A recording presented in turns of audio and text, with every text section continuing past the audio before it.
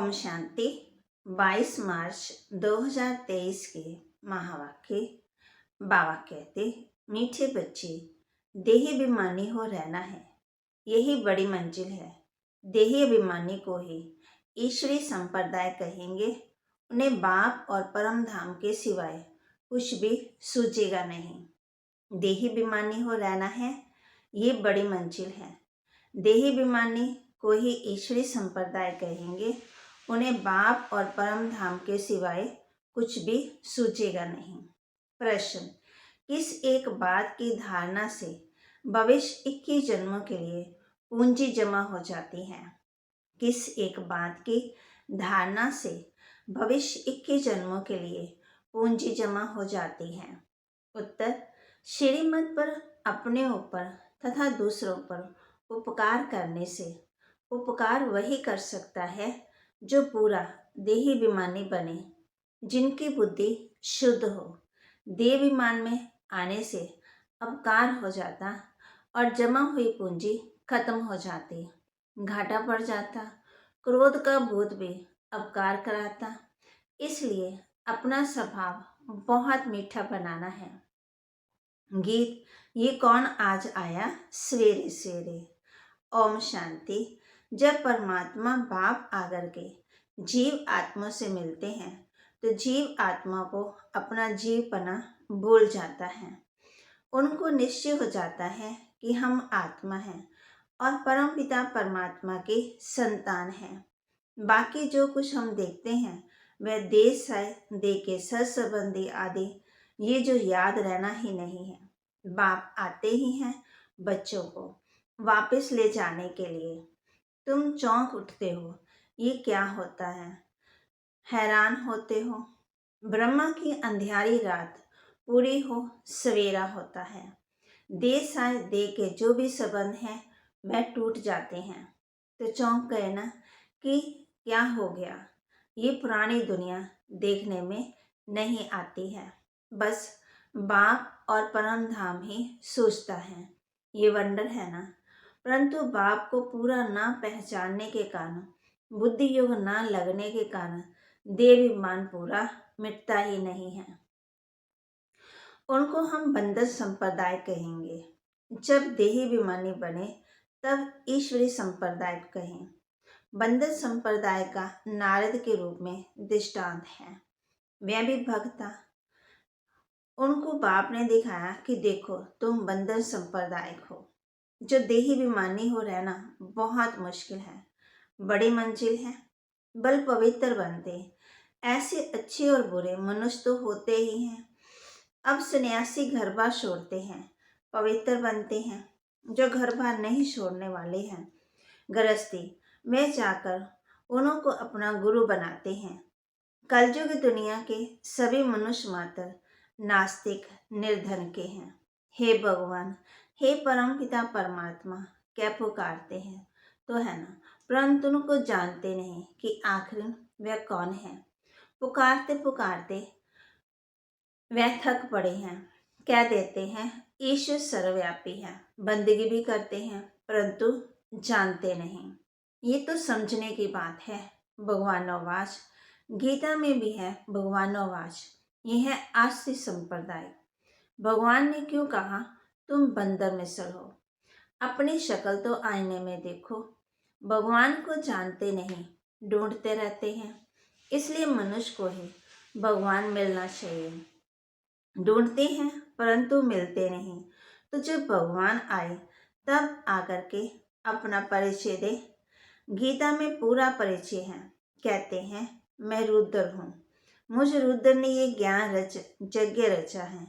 अगर कहें श्री कृष्ण ने रचा तो कहे मैं श्री कृष्ण तुमको राजयोग सिखाता हूँ।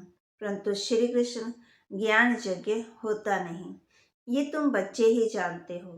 तो बाकी सब मनुष्य मात्र आयरन एज में है, मुख से पत्थर ही निकालते रहते हैं।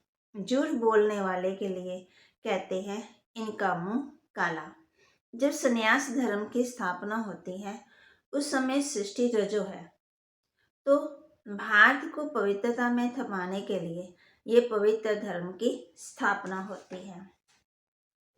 बाप आकर के हम सब बच्चों को राज बताते हैं। उनको रजोगुणी सन्यासी कहा जाता है। सन्यासी सन्यास जरूर करते हैं परंतु रजोगुणी, वह कोई सतो प्रधान नहीं। जब हाथ कामचिता पर चढ़ने से जलना शुरू हो जाता तब ड्रामा में इस सन्यास का भी पाठ है। उनको कोई सहज राजयोग नहीं कहेंगे, वह भगवान ने नहीं सिखाया था। वे तो भगवान को नहीं जानते। ये बड़ी भारी भूल कर दी है कि श्री कृष्ण को द्वापर में ले गए।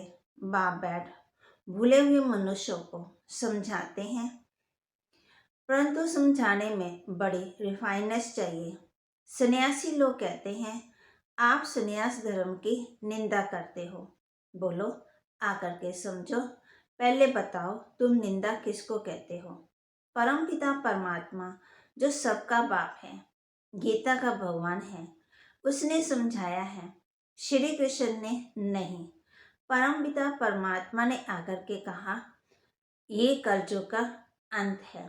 मनुष्यों की बुद्धि जर्जरीभूत आश्री बन गई है। ये है ही पतित आश्री राज्य। सतयुग में है पावन दैवी राज्य। वह समझते हैं कि हम में ईश्वर है, परंतु वो तो नहीं है। ईश्वर तो सभी का एक ही है, जिसको सब याद करते हैं। ये समझने की बातें हैं। समझना हो तो समझो, लेकिन समझाना जरूर, परंतु समझाने वाला बड़ा रिफाइंड चाहिए। क्रोध का भूत नहीं होना चाहिए। क्रोध का भूत, मोह का भूत, लोभ का भूत, छोटे बड़े भूत तो होते ही हैं। गंदी आदतें है ना। अच्छे अच्छे बच्चों से भी माया कुछ ना कुछ करा देती है। ये सब है देवीमान की शैतानी।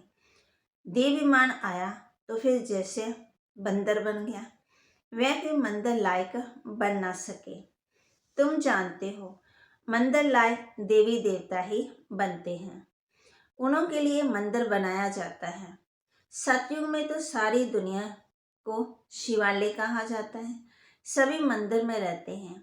सृष्टि ही पवित्र बन जाती है। विश्व शिवालय बन जाता है, जिसमें यथा राजा रानी तथा प्रजा सब पवित्र रहते हैं। तो कोई को बड़ा युक्ति से समझाना है। चूहा काटता भी है, फिर फूंक भी देता रहता है। उनमें ये अकल है। कोई सन्यासी आदि आए तो पहले युक्ति से उनकी महिमा करनी चाहिए। आओ सन्यासी जी, आप तो बहुत अच्छे हो जो सन्यास किया, घर बार छोड़ा। तुमको मालूम है 2 प्रकार का सन्यास है। एक है घर बार छोड़ने का सन्यास, दूसरा है घर बार ना छोड़ने का सन्यास। घर गृहस्थ में रहते राजयोग से स्वर्ग का मालिक बनना होता है। कभी सुना है? कहेंगे ये बात तो कोई शास्त्रों में नहीं है। गीता में श्री कृष्ण का नाम डालकर द्वापर में ले गए तो समझेंगे कैसे? फिर चित्रों पर समझाना होता है। तुम्हारा है घर बार छोड़ने का, सभी तो नहीं छोड़ेंगे ना। प्रवृत्ति मार्ग, तुमने प्रवृत्ति में रहते हुए भी फिर 5 विकारों का संन्यास नहीं किया है। हम कर रहे हैं, हमको मदद मिल रही है परमपिता परमात्मा की।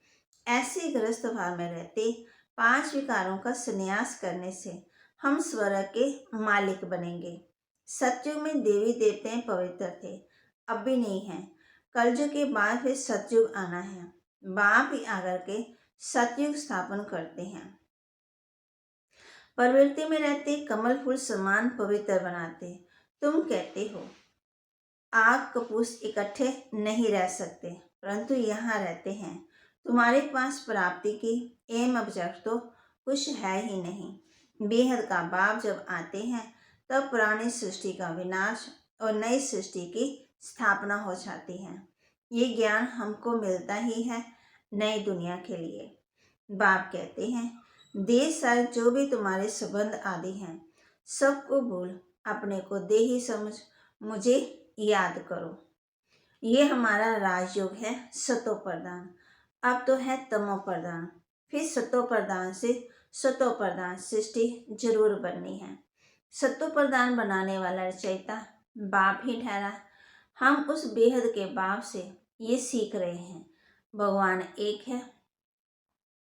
ब्रह्मा विष्णु शंकर को भी देवता कहा जाता, उनसे नीचे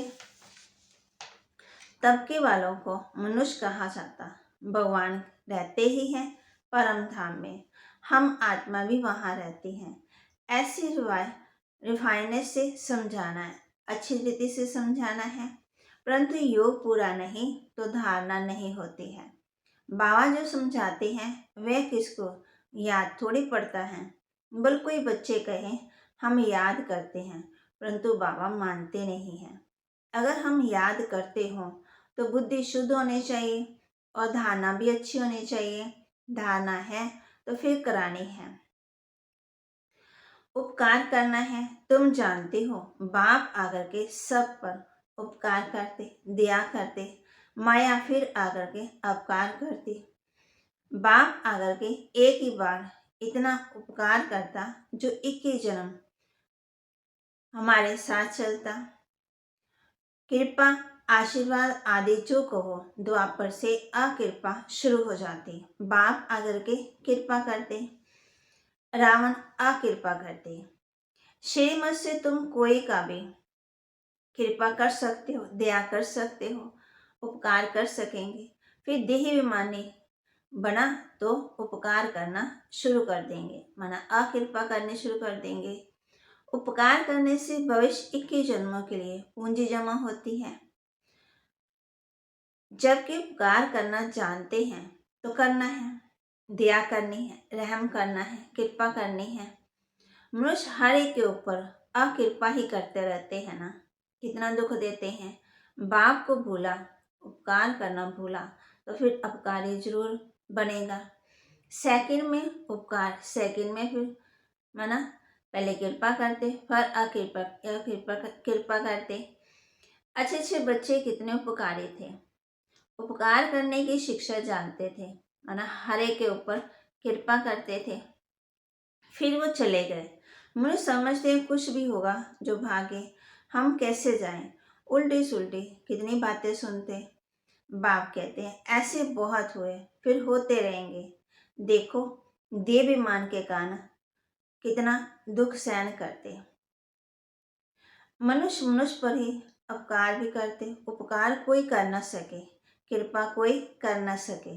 जब एक श्रीमत पर ना चले, जब तक श्रीमत पर ना चले तो अकृपा करने वाली कौन है? माया, रावण की मत। अब ये भी श्रीमत, अब ये भी रावण मत पर चला। क्रोध का भूत आया तो फिर अकृपा कर दी, अपकार कर लिया। बाप पर अपकार व कलंक लगा दिया, निंदा करा दी। बाप क्या कहेंगे? ईश्वर के औलाद होते ऐसे हैं, वह फिर दिल से उतर जाते हैं। कोई का भूत निकल जाता तो फिर महिमा भी करते। क्रोध का भूत बहुत खराब है, इसलिए बाबा हमेशा कहते मीठे बच्चे मीठे स्वभाव वाले बनो। क्रोधी अज्ञानी है ना, बात समझाते, मोह ममतव बिल्कुल छोड़ना है। ममतव टूटते टूटते जब अंत का समय आएगा तब संपूर्ण बनेंगे। रेस है ना, बच्चे जानते हैं मम्मा बाबा पहले पहुंचते हैं तो उनकी मत पर चल फॉलो करना चाहिए, धारणा करनी चाहिए। माँ बाप के दिल पर चढ़ेंगे तो तख्त पर बैठेंगे।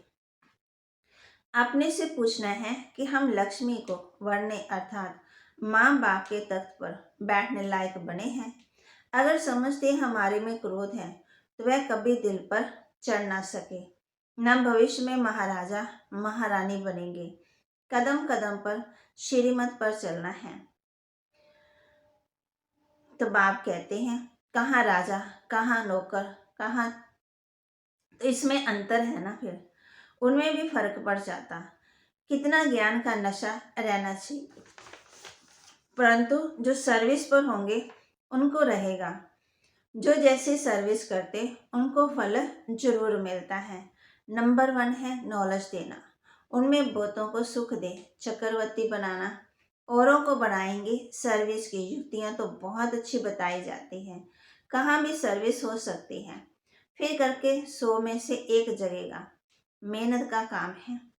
ऐसे से रात दिन बाबा का विचार सागर मंथन चलता है। अनेक प्रकार के विचार चलते हैं, कितने विघ्न पड़ते हैं। विश्व को पवित्र स्वर्ग बनाना, उसके लिए कितने ख्यालात चलते हैं। ख्यालात करते करते रात से सुबह भी हो जाती। इसलिए गाया जाता, नींद को जीतने वाले। बाबा को कभी कभी तो नींद ही नहीं आती। बच्चों को विश्व का मालिक बनाना तो इतना फिक्र रहता है। तुम बच्चों को इतना फिक्र रहना चाहिए कि हम श्रीमत पर कहाँ तक चलते हैं। बाप दादा संग हम बच्चों को ही अपना कंधा देना है, सारी दुनिया को रवाना करना है। अच्छा, मीठे मीठे सिकी लदे बच्चों प्रति माता पिता बाप दादा का याद प्यार और गुड मॉर्निंग। रूहानी बाप की रूहानी बच्चों को नमस्ते। रूहानी बच्चों की रूहानी बाप दादा को दिलवार चांद सिकवा प्रेम से नमस्ते। धारणा के लिए मुख्य सार, कभी भी रावण की मत पर चढ़ देवी मान में आकर के बाप का अपकार नहीं करना, निंदा नहीं करानी है, माना अकृपा नहीं करनी। श्रीमत अपना तथा दूसरों का कल्याण करना है, उपकार करना है। क्रोध का भूत प्रवेश होने नहीं देना है। बहुत मीठा स्वभाव बनाना है, युक्ति से सेवा करनी है। वरदान दे रहे बाबा बच्चों को, संपर्क में आने वाली आत्माओं को सदा सुख की अनुभूति कराने वाले मास्टर सुखदाता भाव। संपर्क में आने वाली आत्माओं को सदा सुख की अनुभूति कराने वाले मास्टर सुखदाता भाव। आप सुखदाता के बच्चे मास्टर सुखदाता हो, इसलिए सुख का खाता जमा करते रहो। सिर्फ ये चेक नहीं करो कि आज सारे दिन में किसी को दुख तो नहीं दिया, लेकिन चेक करो कि सुख कितनों को दिया। जो भी संपर्क में आए, आप मास्टर सुखदाता द्वारा हर कदम में सुख की अनुभूति करें। इसको कहा जाता है दिव्यता व अलौकिकता। हर समय स्मृति रहे कि इस एक जन्म में 21 जन्मों का खाता जमा करना है। स्लोगन, एक बाप को अपना संसार बना लो तो अविनाशी प्राप्तियां होती रहेंगी। एक बाप को अपना संसार बना लो तो अविनाशी प्राप्तियां होती रहेंगी। ओम शांति।